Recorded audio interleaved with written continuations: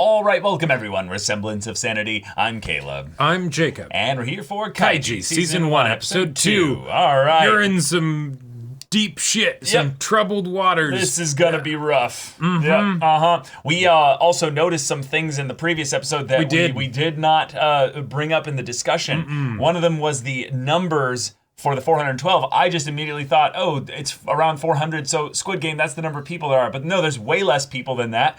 That's the number of cards of each type that there are out there for rock, paper, scissors. Oh, yeah, Jang, Ken, Pon, you know? Yeah, shit. Like, we could totally be wrong about this, but I think we're onto something, and if that's the case, that can make this even more interesting, because then it's not just playing rock, paper, scissors and all that stuff and trying to think of what other people have. No, you're talking stock exchange stuff. What's the value of rock right now? Right. You know, like that, the mind games that can be gotten into with that. Holy shit. Like, yes, Japan, make me even more invested in rock, paper, scissors and the intricacies of this I'm really silly excited children's for this. game. Yes, and I still think, though, if this is going to be the way that they play it, where there's a live ticker of how many are out there still, that's cool and all. I would still trade with two other people and be like, all right, I get all the rock, you get all the scissors, and you get all the paper. Here we go. Oh, man. Oh, my God. At the very least, you'd farm wins off each other for those like specific ones there or something, you know? But would the other person be interested in you farming wins off of them? No, because it's probably about how many people you beat and stuff like that. If they're doing it this way, right? I don't know. We'll have to see. They only start paying off their debt once they get 40%. Well, no. That's the thing. They can just take the money. If they walk away. See, that's the thing. The crazy thing also is that if they're giving them 10 million, and you make 140%, you walk away the cruise with 10 million. That's a great point. You don't need to actually pay off your original debt. You keep these $600 a month or whatever. Yeah. And just, get a regular job, do that or whatever, and you have this fat stack of cash with you. Yeah. What do you know? There you go. Opportunity costs and all that shit. Yeah, but if you can hold on to all your money. And if you think you'll be able to do better than 15% year over year. Yeah. So, But yeah. Y'all, without further ado, let's get into this. Oh no. Oh, if you lose 3 times, you're out. Oh no.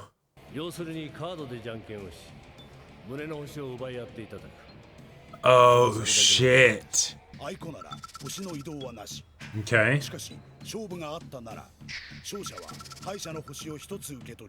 And then, right, but then do you throw away your cards then? Oh. All right. Oh.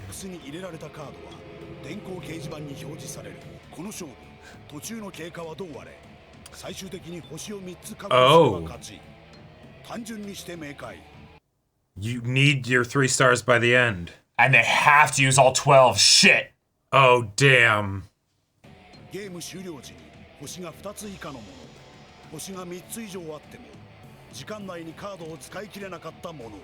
Okay. Yeah,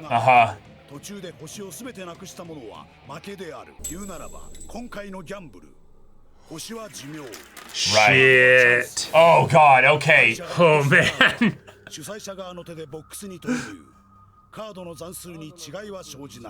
Trade. Yeah, you still have to trade. Trading is still the best bet. Yep.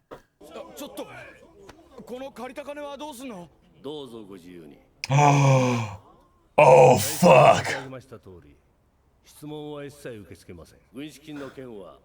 As you see fit. Holy shit. Buying people's stars. Buying people's cards, Buying people's cards, yeah. Or paying people to take your cards. Well, and what happens if you win? Just because you win doesn't mean you actually, get money.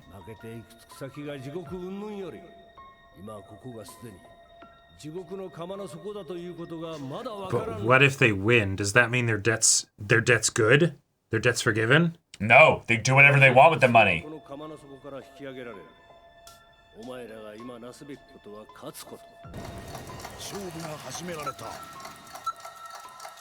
Because theoretically, you could say forget the game. If I get money from people for stuff that I do in the game, I could just use that money to get the 40% and pay off the debt and stuff. But you have to play.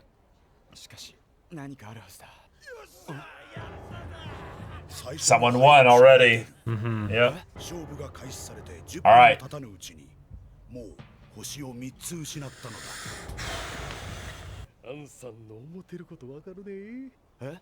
Oh yeah, you're the guy that took 10 as well. Yeah.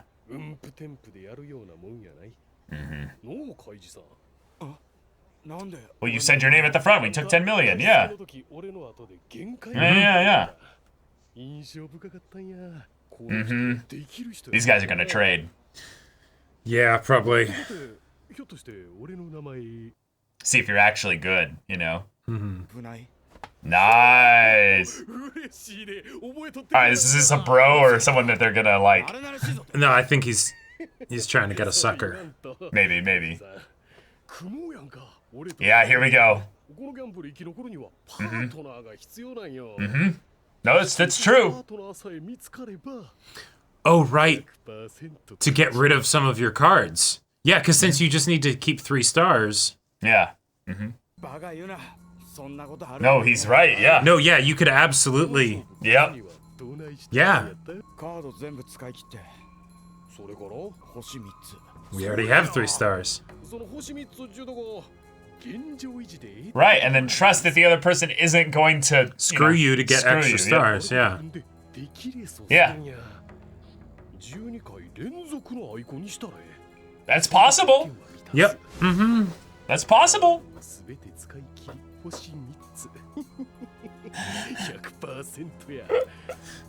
Never trust the 100%. Uh-huh.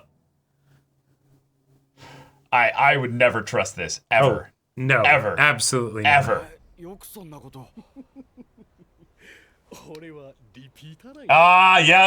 Oh, shit. Yep. Okay. Wait, it's a different ship. This is Ganjo from Hunter x Hunter or whatever. He's offering his fizzy drink. His orange juice. Yeah, orange soda. Yep. Uh-huh. Oh, yep. Shit. Oh, man. Kaiji has not thought this far ahead. This guy's good. Oh,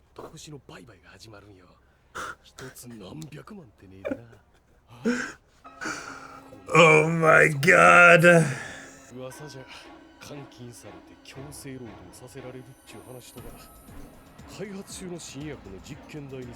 Oh, God. Yeah.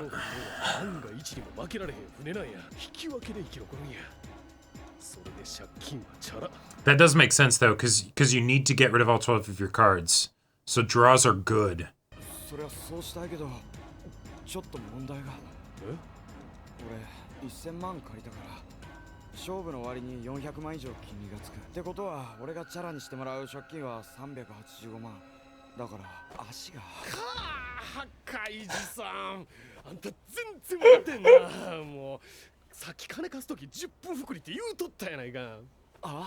So you do it fast.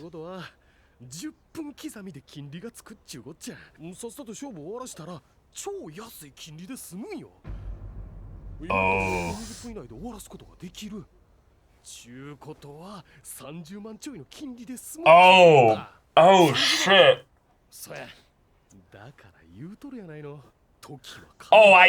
Okay, yeah, yeah. Shit. The thing is, this guy's here and he's been here before. So either what he did didn't work or he's choosing to come back. Yeah. Okay. You idiot.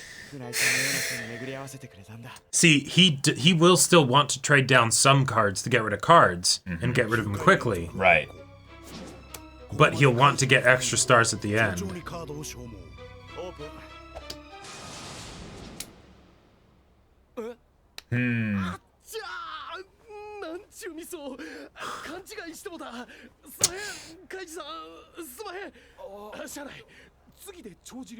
No, you can't.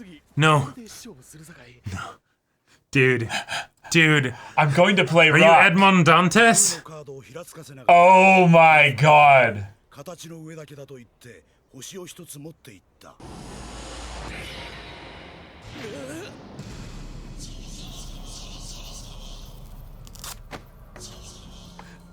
He got you. Sucker. Yep. I'll bet he did. Uh-huh. Oh, shit.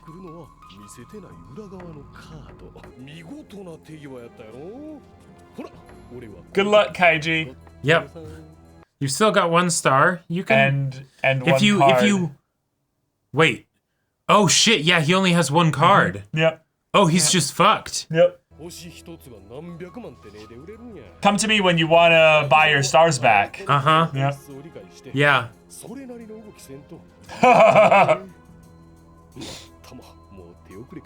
What a moron. Oh.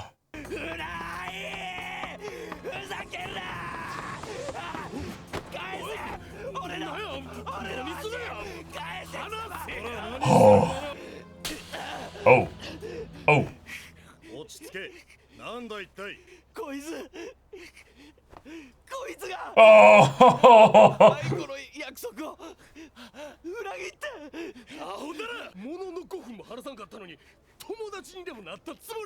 Get a grip. Yeah. This is good. This happened so early. Uh-huh. Yep. Mm-hmm. Everyone else just learned a good lesson too.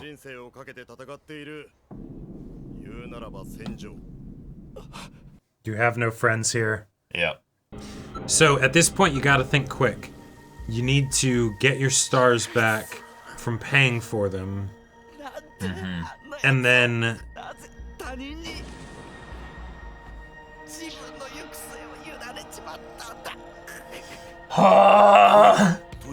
Yeah, the regret would be unreal.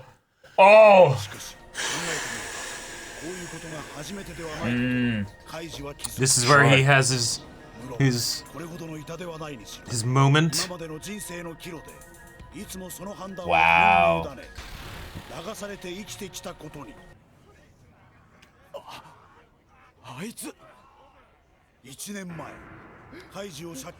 Oh my god, yeah, it is him. No.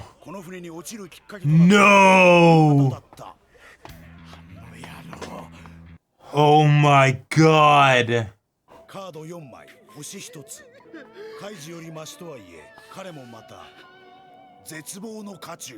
Don't reveal your hand or anything. Actually,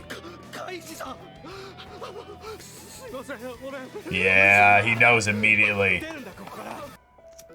He's gonna scam him. uh-huh. Oh yeah, he He's absolutely gonna scam him is. for doing this. Yeah.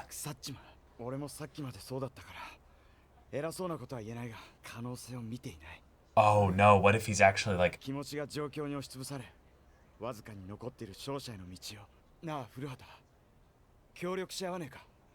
Yeah. He's gonna do the same con. I mean...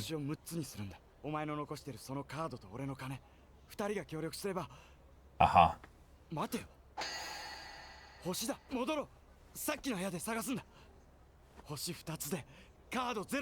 Whoa, yeah, Okay, yeah, you're yeah, right. yeah. We can trade stars for cards. Yep. Yeah. Right. Okay. I like it. I like it. Okay. Yeah, we are a collective now. Yep. Yep. That's the only way we can get out of it at this point. Yep. Oh. Right. Good. Oh my god, yes. All right. That's 9 things. If they win every single one, they can all get 3. Yep.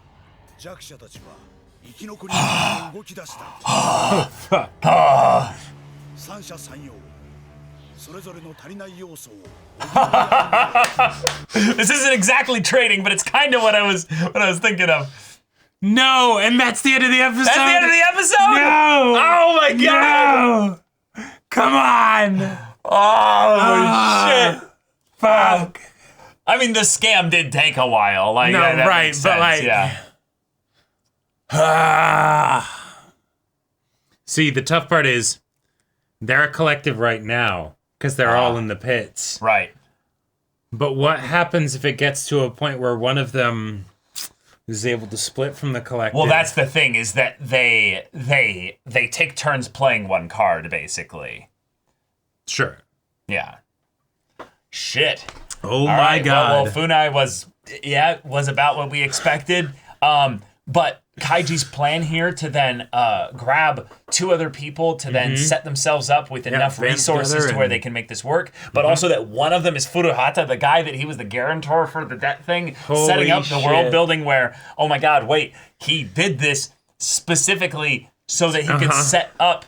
Well, no, I mean, no, he did. No, that was all unintentional, but just the idea that, oh, this is running so deep that even your random coworker is involved in something like this. Oh man, this is a sports anime now. This is a sports anime. We are doing this, but also like we could get into some interesting territory here because Kaiji had a realization of how things work here. Yeah. Now he took the more wholesome shonen protagonist kind of response to this of, hey, we're gonna band together. We're gonna form a scrappy sports team that's gonna go to nationals, right? And we're gonna do this. No, we're just gonna make it to we're gonna make it to tomorrow morning and get breakfast. We're doing this for breakfast, goddammit. Right. But one of the people on this scrappy team is the person who screwed him over and got him into this mess in the first place. Yeah, but that's the thing there. If Kaiji can keep his head about him, he might be the person here who has the most mental faculties to be able to come out on top if they try anything, because they're so desperate. We have the one guy who has 2 stars, no cards. That's Ando. Right. We have Furuhata, who has basically the card advantage, basically. Right, and 1 star.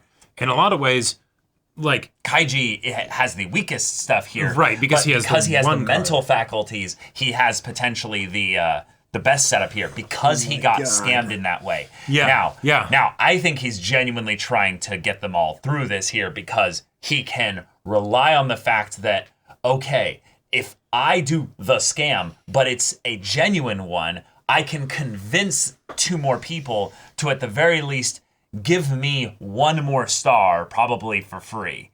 Now, the thing here is that he has the 1 card, right? So his card will be used last. Okay. See? Okay. I like it. The main thing that you get out of this is that Furuhata uses 3 of his cards before. Right. And that, because there's certain things that they can kind of there's certain things that Kaiji can actually in a weird way guarantee in this situation. Right. It's hey, because we're in this situation, in order to make sure that none of us try and scam each other, person with 2 stars, you don't get any stars until we both have 2, right? Yeah. Cool. Because also you don't have any cards, so you also are the last person to get the star. Because we need to also have no cards. If you got 3 stars and you have no cards, then you win and you can just leave us high and dry. Yeah, and you'll probably get the second to last card to play as well. Right. And then Furuhata, you have a bunch of cards, so we're going to be using your cards first, which means you're going to get the first star as well. Sure. Yeah. And then he gets the second one, and then from there, then they go around the circle. Yeah. But oh man. The really fun thing about this is that money is not what is being won here. I am so in love with this concept. Me away. That actually they're like, you do whatever you want with that. These are your war funds. I just, holy my shit. respect for this show just skyrocketed. Yeah. Because one of the things I was thinking about that was so dumb, I couldn't even think about like why they would do this, is making bets on this shit and trying to regulate it. That'd be some nonsense. No, this is your buying power. This is how much you have value within this group here. And you could theoretically, holy shit, you could keep it all. Well, yeah. You can't really. Because you still owe the 40%. You still owe the interest. Yeah, which is not necessarily 40%. Right, which is a great point. If you win faster, then less interest. Right. So cool, but But yeah, you could theoretically, if you did really well, you could get money from like, exchanging cards or stars or, or things like that. However you so desired. Right. But okay, I like this. Yeah. No one though, before the game is over, would sell anything though. No one would sell anything. Yeah. I could see there being a situation though where you could Okay. okay. You want to know something also that I just thought of? This is rather interesting. Uh-huh. You know why the people that lost looked so relieved? They got out of the game as fast as possible. They did it before the 10-minute mark reached. So they don't lose any interest. Right. They don't have any interest lost. Yeah. No, actually, that's a great point. If they're like, oh fuck this game, if there isn't like a guaranteed like first situation, like first proc of interest, even if there was, it's only 1.5%. Okay. Yeah. You just play through your hand, see if you win or lose, take the odds, whatever. Okay, if you win, awesome. Right. If you lose, whatever, and then you just keep going. Right. Like. Yeah, the thing that I feel like is potentially at play here is that because this whole thing is set up where there could be something funky that they do based on how you lose. Right. We don't actually know what happens when you win or lose the game. Right. Yeah. We only know what happens as far as the money is concerned and how you define whether you win or lose the whole. Right. We kind of need to see the second game before we can know anything about that. I don't think there is a second game. No. There will be. We're watching an anime, Jacob, with multiple seasons. There will be another game eventually. The point is that we do not know anything until this game is over, and thus then see a second game to see how they would do anything like differently. The time in between the game or games is. Like, it's up in the air. There's nothing that's attached to it in any way whatsoever. Right, and we do know that there is the possibility of going onto one of these cruises again. Yep. And that there's a very high likelihood that it will be the exact same game. Or yeah, there is on some level, but that's just with the one that he did, with Funai specifically. Right. Funai knew that there was this card game here, and he practiced like mad to do his little thing here. Yep. But on some level, that doesn't work. That doesn't work forever. That it doesn't, unless there's some basic math stuff that I'm missing here, or they just don't or war funds have nothing to do. War funds have nothing to do with their actual earnings. That's the only way I would see that. Right, because that's the one thing about this that feels a bit weird to me. Right, the having the war funds, great. But if that doesn't necessarily have anything to do with actually... It's a loan. Yeah. Right. So they have to pay it all back. Right, and then the war funds are a loan, so you have to. Yes. So yeah. No. Right. So is it just then? So is it then just if you win the game, if you win the whole, rock, paper, scissors limited edition, then your debt's forgiven? And that's just how it works? And then the Mafia just goes for the fact that... then the Mafia doesn't make any money. Well, but the enough people will lose and all of that stuff and accumulate interest on the loan and things like that we can still make our money. I guess.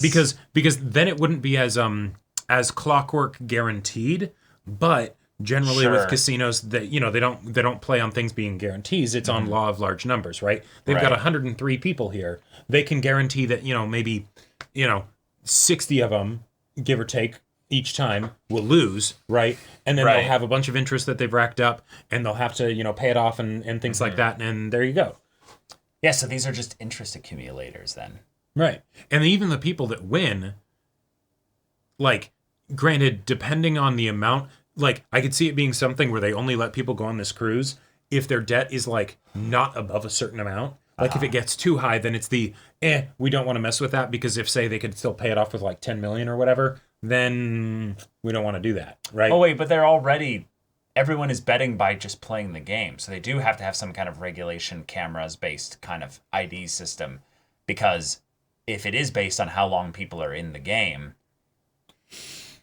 So far, we're showing no tracking as to who's, in or out or anything at that point. Maybe once you win or lose, and then you go to that next room, then it's the okay, you know, all right. Well, cool. no, that's what I'm saying. That's happening out there. It is not happening in here. Right. So people are being lulled into a false sense of security by basically thinking like, oh yeah, just keep playing because playing means you'll win money. No, there might not be any way to win money in this whole game. It is just a thing of play the game and use your money in whatever way you can. If you're too stupid to think of a way to earn money from this, yeah. Sucks to suck. Because Funai was saying that basically people will sell stars and stuff like that. For a few million each, yeah. But what's the point of stars if you're not playing more games?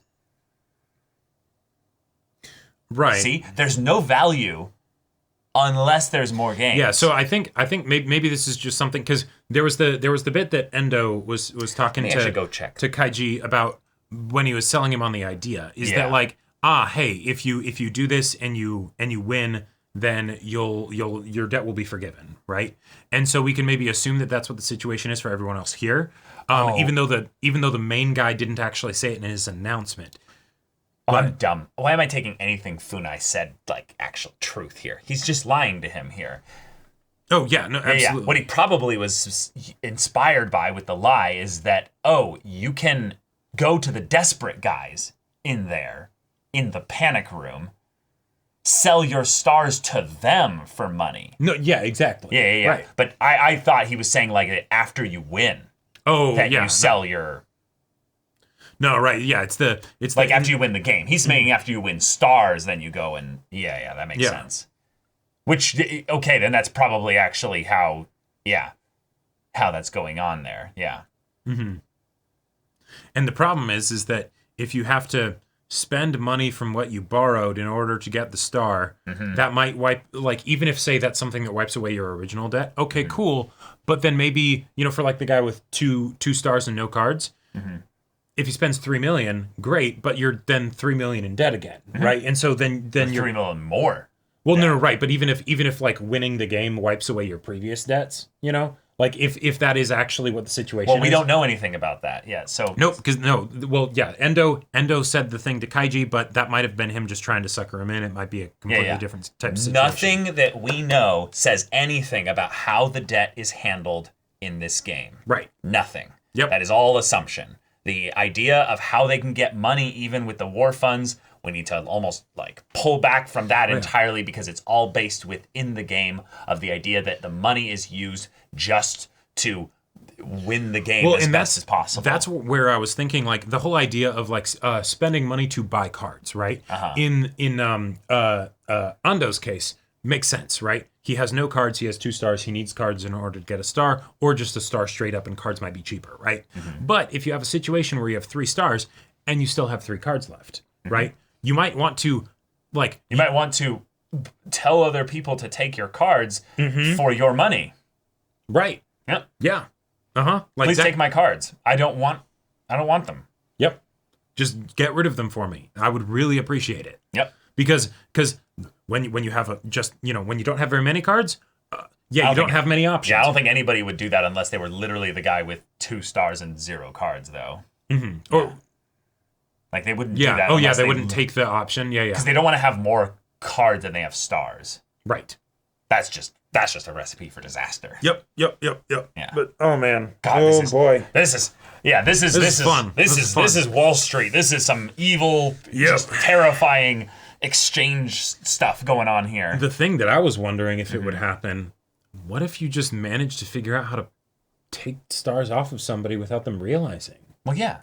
Like, you bump into somebody, oh, sorry. It's the same thing as taking people's money, but that's why they have it specifically in a holster. No, in the holsters, but then the stars are just sort of like right there. On Velcro, though. On Velcro, yeah. So, it'd probably be fairly easy to notice. It would be very easy to notice, I would say. But yes, there is potentially a pickpocket type sleight of hand person going around doing that stuff. And who's to say? They're the last person that we would notice, Yeah. There's just someone that randomly goes, I swear I had 2! I had 2! Yeah. Why do I have 1? Yep. Or even just their whole badge thing just disappears somehow. Oh God, no. That'd be some next level. Yeah. Oh right, and they check them for weapons, so there'd be no none of those like cut purse, little knives for... No, I love the group idea. I think it's a solid one for now. Very scrappy and fun. It's scrappy and fun. It's gonna fucking blow up in their faces. I kind of want Kaiji to get one over on Furuhata? Yeah. And for that to be to be the way that showcases that Kaiji has been fully transformed by this experience. He's become the survivor, He's become the ultimate survivor, right? Yeah. I think that on some level that needs to happen later. Sure. That's I want there to be this more is still the too. act of him struggling and trying to cling to like, no, but we can do things in a good and fun and wholesome way. Right. One of the things I'm very much realizing about this anime as well is there's a certain bit of rules with exposition that a lot of stories kind of rely on, and basically kind of the viewer, reader, or whatever can kind of fall back on. And this anime is basically saying, no, fuck that. Most of what is being said here is intended to manipulate or deceive people. Right. So you cannot inherently trust anybody's exposition unless they are giving the rules of the game, and that is it. Everything else is all free game. And this is something that I've it is a my little bit diplomacy brain is like yes, absolutely. But this is a little bit of a rant ramble about just the way people consume stories in general, is that they will hear a person say something with startling exact accuracy of like this thing there when it makes no sense in the story to do that. And that's them saying, I have been given the word of God by the author to speak exposition that I shouldn't know, and so just to please, communicate a thing please there. go with it. Please accept this. Please go with it. Please accept it. And I think a lot of people have consumed enough stories of that type. Specifically, anime does this a lot, where people will say their plan over here, and then on the other side of the world, someone else is like, that person is thinking that right now that their plan is this. And it's bullshit, but it's a mechanism by which to speed the story along. Yep. But one of my things that I've just been conditioned over the course of time is that you trust most of that exposition to a point, but you try to you try to gauge that against your characterization of who that person giving the exposition is. Are they an unreliable narrator? Which means that on some level, the person giving the narration or exposition should be a non-party character. They're not really someone that's been characterized. They're a game master that's just there to give that info. Or the person that is archetypally that kind of character, right? They're the person with the glasses that'll do the ching. All right, so clearly what's going... Brainiac, right. L from Death Note kind of level nonsense. Exactly. But it's something that's bugged me a lot because I'll question stuff and then people be like, but he said in the thing there, and it's like, that was the most lazy exposition ever. I don't know that that's 100% thing there until the story, follows forth in it. I have dropped shows so hard because it's something where it's like there's something that fundamentally has not happened in existence before. Yeah. Some crazy out there magic that suddenly things are happening. So clearly the reason that this is happening is because of this.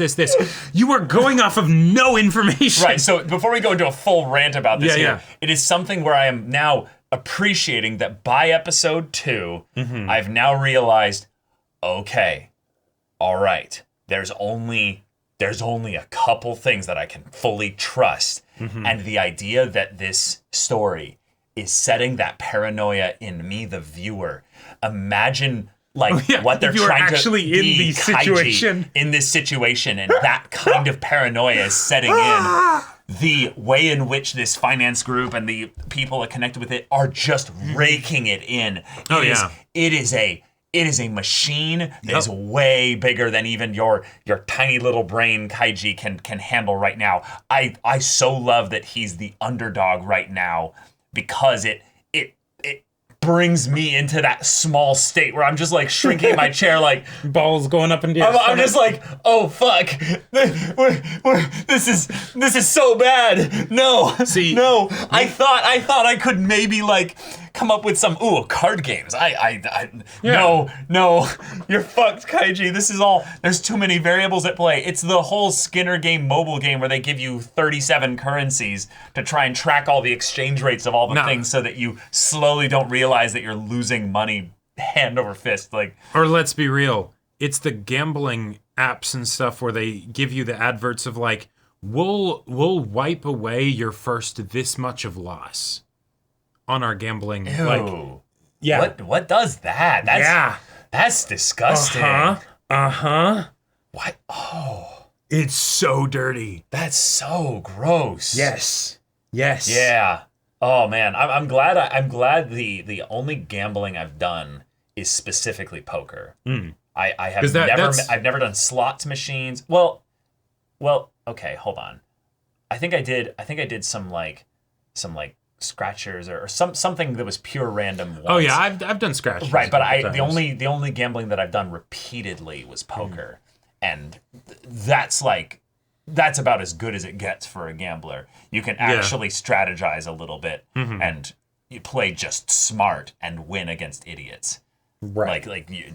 And sometimes you're the idiot. Well, no, but really, like you can set it up in poker specifically to just look around the table for the idiot and just every once in a while just call them. You know, there's some people that literally call their way to the bottom and they're just fucking idiots in poker. Yeah, it's actually like really obviously and funny, and I'm hoping that this entire season isn't rock paper scissors, but it's the idea that there are people like Funai who are not necessarily super smart or anything. Nope. They just recognize what an idiot looks like in this type of setting, and they go immediately to them, and they're like, "Oh hell yeah, I am set." And that's the sick, twisted thing of gambling in groups and stuff like this, where you're not betting directly against the house. Is that you are cannibalizing each other. The bit that got me so bad about Funai's whole deal is not the fact that he betrays him, right? Because of course he does. Yeah. But it just hurts to have him betray him the first time and then be like, "Oh, sorry, my bad. We'll fix it. Don't worry." And then he does it again. And does it again. Yeah. And it's like, Kaiji doesn't realize after the first time, hang on a second, maybe, am I in danger, right? Yep. Nope. No. And it's just, He got you so good. He hustled you real good. Oh, but yeah, y'all, thank you so much for watching this episode's reaction and discussion. If you want to see the next episode's reaction and discussion right now, though, go check out the link in the description below for our Patreon. You can get an early access there. You can watch full-length timer reactions there, and all this comes with Discord access, so you can chat with us in the community there about this show, about anime in general, and also be sure to check out our Twitch channel. We stream every weekday. The info's in the description. Yeah, so if any of that interests you, we'll see it there. But until then, we're Semblance of Sanity. I'm Caleb. I'm Jacob. And we'll see you all next time.